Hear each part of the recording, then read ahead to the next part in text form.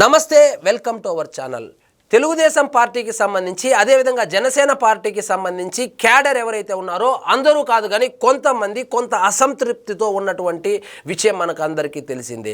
వాళ్ళు పరస్పరము గౌరవించుకోవడంలోనూ పరస్పరం కలిసి పనిచేయడంలోనూ అదేవిధంగా ఈ నామినేటెడ్ పోస్టులు ఏవైతే ఉన్నాయో మొన్నటికి మొన్న 33 పోస్టులు ఏవో ఇస్తే దాంట్లో కేవలము జనసేనకు 3 ఇచ్చారు, అదేవిధంగా బీజేపీకి 2 ఇచ్చారు, మిగిలినవన్నీ తెలుగుదేశం పార్టీ వాళ్ళే తీసుకున్నారని చెప్పి జనసేన వాళ్ళు, అదేవిధంగా తెలుగుదేశానికి సంబంధించి అన్ని జనసేన వాళ్ళకే ఇచ్చేస్తా ఉన్నారు. పార్టీలో మొదటి నుంచి కష్టపడి పనిచేసింది మేము, గత 40 సంవత్సరాలుగా పార్టీకి సేవలు అందిస్తున్నాము, మాకు నామినేటెడ్ పోస్టులు రావడం లేదు, మాకు సరైన గౌరవం రావడం లేదని ఒకవైపు తెలుగుదేశం కార్యకర్తలు కూడా అసహనాన్ని వ్యక్తం చేస్తున్నటువంటి విషయం మనకు అందరికీ తెలిసిందే.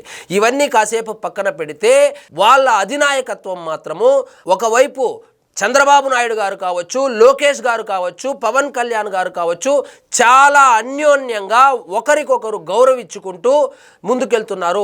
పవన్ కళ్యాణ్ గారు చాలా సందర్భాల్లో చెప్పారు ఈ పొత్తు 15 సంవత్సరాలు ఉంటుందని.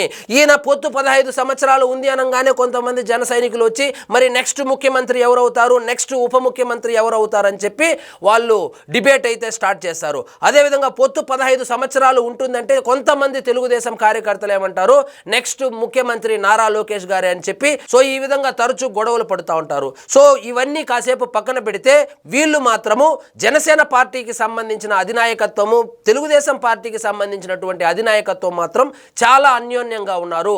నిన్నటికి నిన్న ఆగస్టు 15న ఫ్రీ బస్సు స్త్రీ శక్తి అనేటువంటి కార్యక్రమాన్ని మొదలుపెట్టినటువంటి విషయం మనకు అందరికీ తెలిసిందే.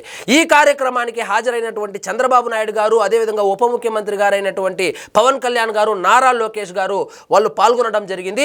వీళ్ళ ముగ్గురు మధ్య జరిగినటువంటి సంభాషణ ఏదైతే ఉందో, అదేవిధంగా వీళ్ళు ముగ్గురు మాట్లాడుకున్నటువంటి విధానము, వీళ్ళ ముగ్గురు కలిసి చర్చించుకుంటున్నటువంటి విధానం చూసి వైఎస్ఆర్సీపీ కార్యకర్తలు అయితే కడుపు మంటతో రగిలిపోతున్నారు. ఇద్దరు గనుక కలిసి ఉంటే 2029లో కూడా మనకు అధికారం వచ్చినట్లే, ఇక అంతా అయిపోయిందన్నట్లు వాళ్ళు కూడా బాధపడతా ఉన్నారు. ముఖ్యంగా పవన్ కళ్యాణ్ గారు, చంద్రబాబు నాయుడు గారు ఒకరినొకరు ఏ విధంగా గౌరవించుకుంటున్నారో ఈ వీడియోనే దానికి ప్రత్యక్ష సాక్ష్యం. ఒక్కసారి చూడండి.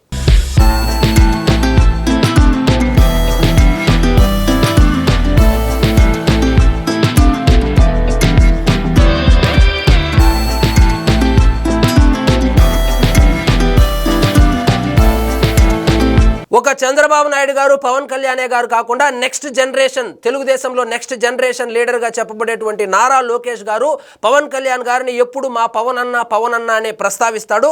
వాళ్ళిద్దరి మధ్య కూడా నిన్న చాలా ఆసక్తికరమైనటువంటి సంఘటనలు చోటు చేసుకున్నాయి.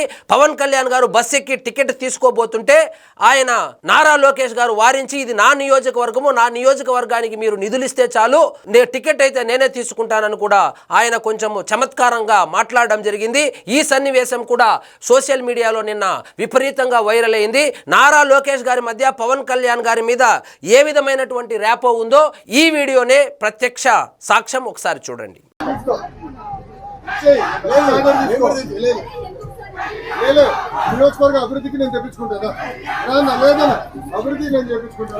సో చూశారు కదా, పార్టీ అధ్యక్షులు వాళ్ళు బానే ఉన్నారు, మీరు కూడా అంటే తెలుగుదేశం పార్టీ కార్యకర్తలు కావచ్చు, జన సైనికులు కావచ్చు, సోషల్ మీడియాలో కొట్లాడుకోవద్దండి.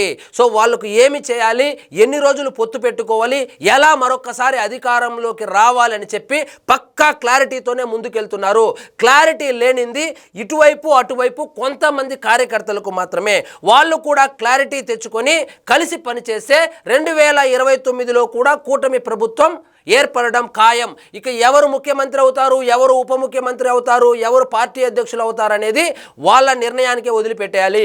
ఎందుకంటే ఇది ప్రాంతీయ పార్టీలు కాబట్టి డెసిషన్ మేకింగ్ అనేది పై స్థాయిలో ఉన్నటువంటి వ్యక్తులు మాత్రమే చేస్తారు, కానీ క్రింది స్థాయి కార్యకర్తలు లేకపోతే నాయకులు చేసేవి కాదు. కాబట్టి గుడ్డిగా నాయకుల్ని నమ్మి ముందుకెళ్తే 2029లో కూడా కూటమి ప్రభుత్వాన్ని ఏర్పాటు చేయడం మాత్రం పక్కా. సో ఇదండి ఈరోజు మన టాపిక్. మీకు ఈ వీడియో నచ్చినట్లయితే లైక్ చేయండి, షేర్ చేయండి, ఛానల్ మాత్రం సబ్స్క్రైబ్ చేసుకోవడం మర్చిపోవద్దు.